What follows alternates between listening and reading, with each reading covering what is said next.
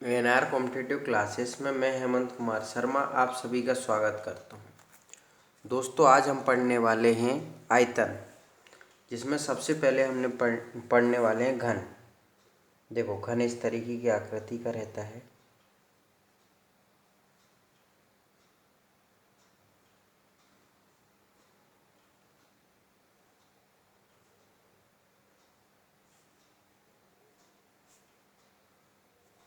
ठीक है, इसकी सभी भुजाएं बराबर रहती हैं। अब हम घन की परिभाषा देख लेते हैं। क्या रहता है? बोले 6 समान और वर्गाकार फलकों से घिरी आकृति को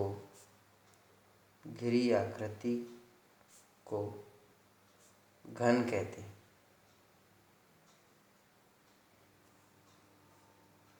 अगला ध्यान रखना है, बोले घन की सभी भुजाएं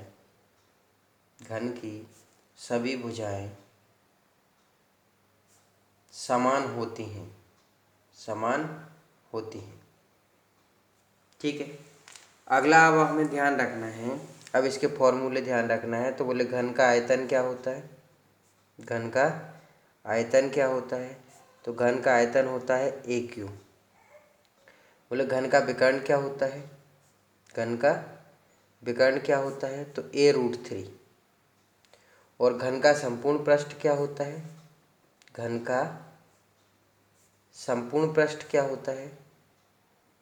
संपूर्ण पृष्ठ तो आपको ध्यान रखना है 6A²।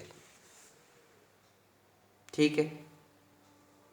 देखो, सबसे पहले कोई भी टॉपिक पढ़ा करो, आप फॉर्मूले याद किया करोगे। घन का आयतन क्या होता है? AQ। घन का विकर्ण क्या होता है? A√3। और घन का संपूर्ण पृष्ठ क्या होता है? 6A²। तो आपको अभ्याल क्वेश्चन हल करेंगे ना, तो वापस पेज पलटने की जरूरत नहीं रहेगी। फॉर्मूले फटाफट याद हो जाएंगे, तो उतना ही आपका समय बचेगा। ठीक है, क्वेश्चन देखते हैं अब। बोले 8 सेंटीमीटर भुजा के घनाकार पत्थर का आयतन और संपूर्ण पृष्ठ ज्ञात कीजिए। अब देखो, आयतन ज्ञात करना है तो आयतन घन का क्या होता है? AQ।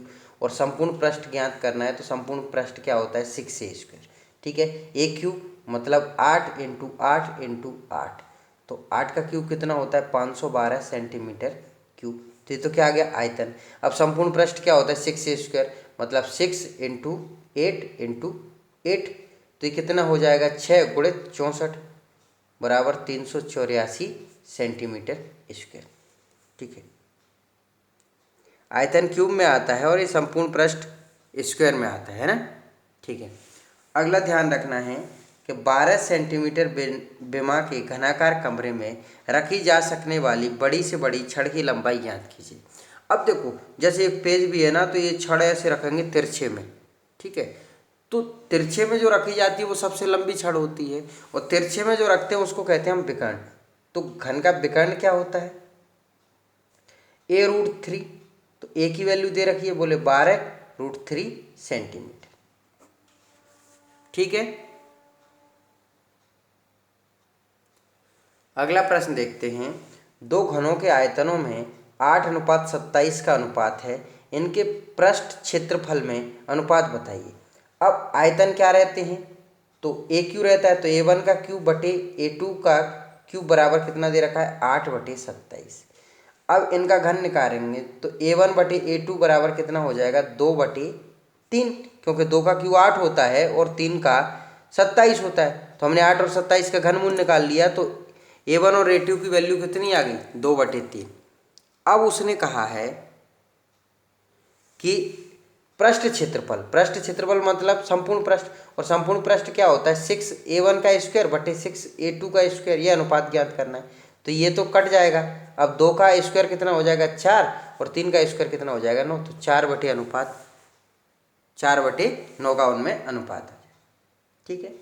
अगला क्वेश्चन है कि दो घनों के आयतनों में 27:1 का अनुपात है, इनकी भुजाओं में अनुपात ज्ञात कीजिए। अब आयतन हैं, दो हैं, तो A1 का क्यूब बटे A2 का क्यूब बराबर कितना है? 27/1।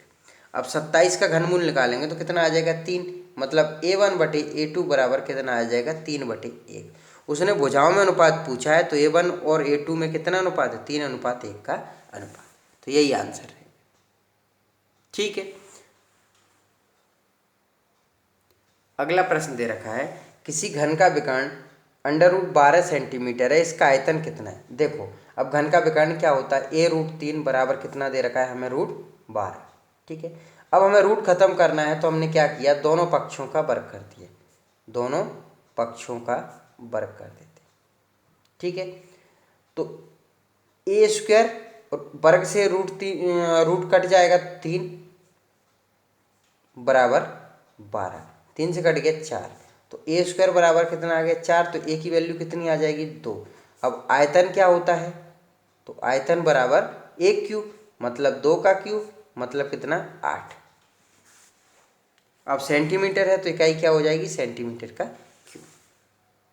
ठीक है, अगला क्वेश्चन है कि 18 सेंटीमीटर भुजा के घनाकार ठोस से 6 सेंटीमीटर भुजा के घनाकार ठोस बनाए जाते हैं, ऐसे बनाए गए ठोसों की संख्या ज्ञात कीजिए। तो हमें क्या ध्यान रखना है कि बड़े घन का आयतन बटे छोटे घन का आयतन, घन का आयतन। ठीक है, अब बड़े घन का क्या हो जाएगा 18 इंटू 18 क्योंकि एक क्यू होता है, इसको छोटे का क्या हो जाएगा 6 इंटू 6 इंटू 6, तो 6 × 3 = 18, 6 × 3 = 18, 6 × 3 = 18, तो 3 × 9 = 27। तो कितने ठोस बनेंगे 27। ठीक है, अगला प्रश्न देखिए, एक घन की प्रत्येक भुजा 16 सेंटीमीटर लंबी है, घन का आयतन संपूर्ण पृष्ठ तथा विकर्ण ज्ञात कीजिए। अब आयतन क्या होगा A3, संपूर्ण पृष्ठ क्या होगा 6A² और विकर्ण क्या होगा A√3। देखो फॉर्मूले आपको सबसे पहले याद कर लेना, A³ मतलब 16 का क्यूब, अब 16 का क्यूब कितना होता है तो 40×96 सेंटीमीटर क्यूब। देखो कुछ क्यूब गुणा आपको याद होना चाहिए, ठीक है, गुणा करना आना चाहिए, पहाड़े याद होना चाहिए, जिससे फटाफट हो जाता है। अब संपूर्ण पृष्ठ क्या होता है 6A² मतलब 6 × 16 का स्क्वायर। ठीक है, अब 16 का स्क्वायर तो कितना हो जाएगा अपना 256। ठीक है, तो 6 × 256, तो 6 × 36 की 6, हासुल की कितनी हो गई 3, 6 × 5 = 30, 3 × 33 की 3, हासुल की 3, 6 × 2 = 12, 3 × 15, तो कितना आ जाएगा 1536 सेंटीमीटर स्क्वायर। ठीक है, विकर्ण कितना हो गया A√3 मतलब 16√3 सेंटीमीटर। ठीक है, अगला क्वेश्चन देखो, किसी घन का संपूर्ण पृष्ठ 150 सेंटीमीटर स्क्वायर है, उस घन का आयतन ज्ञात कीजिए। मतलब 6A² बराबर कितना दे रखा है 150। ठीक है, 6 से काट दें हम, 25 × 6 = 150 होता है, तो A² बराबर कितना आ गया 25, तो A की वैल्यू कितनी आ जाएगी 5। अब आयतन क्या होता है तो A³ मतलब 5 का क्यूब मतलब 125 सेंटीमीटर क्यूब। ठीक है, देखो पेपर में आपको ज़्यादा से ज़्यादा क्वेश्चन देखने को मिलेंगे, वो इन टॉपिकों से फॉर्मूले पर आधारित रहते, तो आपको सबसे पहली फुर्सत में फॉर्मूले याद होना चाहिए।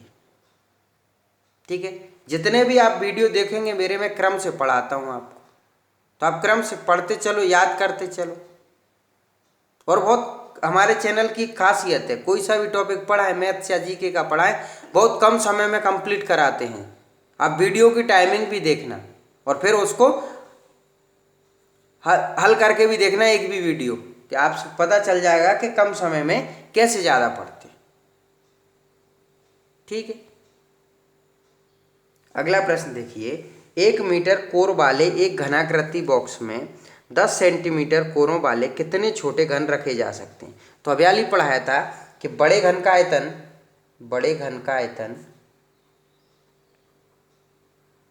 बटे छोटे घन का आयतन, छोटे घन का आयतन। ठीक है, तो बड़ा 1 मीटर का है, तो 1 मीटर में कितने होते हैं 100 सेंटीमीटर, तो 100 × 100 × 100, और छोटा कितना है 10 10 गुणित 10। एक जीरो से एक जीरो, एक जीरो से एक जीरो, एक जीरो से एक जीरो, तो कितना आ गया 1000। तो कितने घन रखे जा सकते हैं 1000। अगला क्वेश्चन है कि 15 सेंटीमीटर भुजा वाले किसी घन में से 3 सेंटीमीटर भुजा वाले कुल कितने घन काटे जा सकते हैं। तो बड़े का तो आयतन कितना हो जाएगा 15 इंटू 15 इंटू 15, और छोटे का कितना हो जाएगा 3 इंटू 3 इंटू 3, तो 5 15, 5 15, 5 15, पचम 25 पंजा 125, तो कुल कितने घन काटे जा सकते हैं 125। अगला प्रश्न देखिए, 6 सेंटीमीटर भुजा का शीशे का एक घन पिघलाया जाता है और उससे फिर 27 घन बनाए जाते हैं, नए घन की भुजा क्या होगी। तो देखो बड़े घन का आयतन तो कितना हो जाएगा 6 इंटू 6 इंटू 6, और छोटे घन का आयतन कितना हो जाएगा तो a इंटू ए बराबर कितना घन बनाए जाते हैं 27, तो 3 दूना 6, 3 नाम 27, 3 दूना 6, 3 त्रिक 9, 3 दूना 6, 3 एकम 3, तो 2 इंटू 2 इंटू 2 मतलब 8 बराबर क्या हो गया ए क्यू, तो 2 बराबर क्या आ जाएगा ए। तो नए घन की भुजा कितनी है 2 सेंटीमीटर। ठीक है।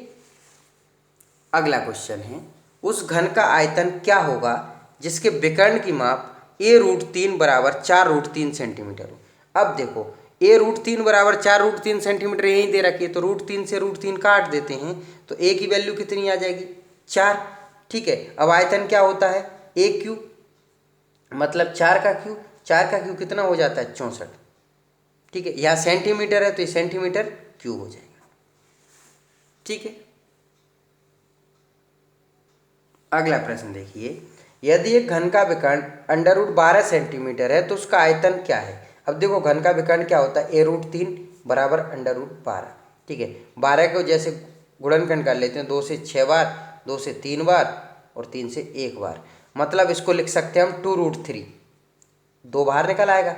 a√3 बराबर कितना हो गया 2√3, √3 से √3 कट गया, तो ए की वैल्यू कितनी हो जाएगी 2। अब आयतन क्या होता है ए क्यू, मतलब 2 का क्यूब, मतलब 8 सेंटीमीटर क्यूब। ठीक है। अगला प्रश्न देखते हैं हम, एक घन की लंबाई किसी अन्य घन की लंबाई से दोगुनी है, पहले और दूसरे घनों के आयतनों का अनुपात ज्ञात कीजिए। अब देखो पहले घन की लंबाई हमने दूसरे घन की लंबाई से दोगुनी है, तो इसकी मान ली हमने x, तो इसकी कितनी हो जाएगी 2x। अब इसका आयतन कितना हो जाएगा तो 2x का क्यूब, और इसका कितना हो जाएगा x क्यूब, अनुपात पूछा है उसने, तो हो जाएगा a 8x क्यूब अनुपात x क्यूब, तो x क्यू से x क्यू कट गया, मतलब 8:1 का उनमें क्या हो जाएगा अनुपात। ठीक है। अगला प्रश्न देखिए, एक घन का संपूर्ण पृष्ठ 600 वर्ग सेंटीमीटर है, इसके विकर्ण की लंबाई कितनी है। अब संपूर्ण पृष्ठ क्या होता है 6a² बराबर 600 दे रखा है, 6 से 100 बार में कट गया। ठीक है, तो a² 100, मतलब a की वैल्यू कितनी आ जाएगी 10। अब विकर्ण क्या होता है तो a√3, मतलब 10√3। अब इकाई क्या थी सेंटीमीटर, तो सेंटीमीटर आ जाएगी। ठीक है। अगला क्वेश्चन है कि दो घनों के आयतनों का अनुपात 27:64 है, उनके संपूर्ण पृष्ठीय क्षेत्रफलों का अनुपात बताइए।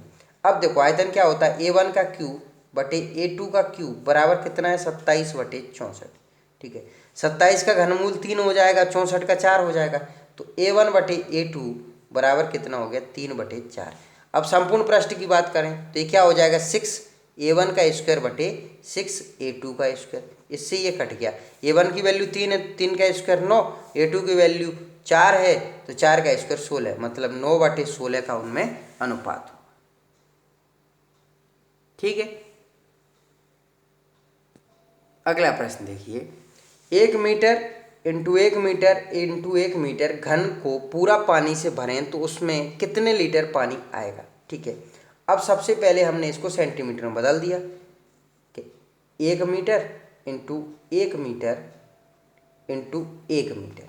ठीक है, बराबर इसको कैसे लिख सकते हैं 100 centimetre into 100 centimetre into 100 centimetre.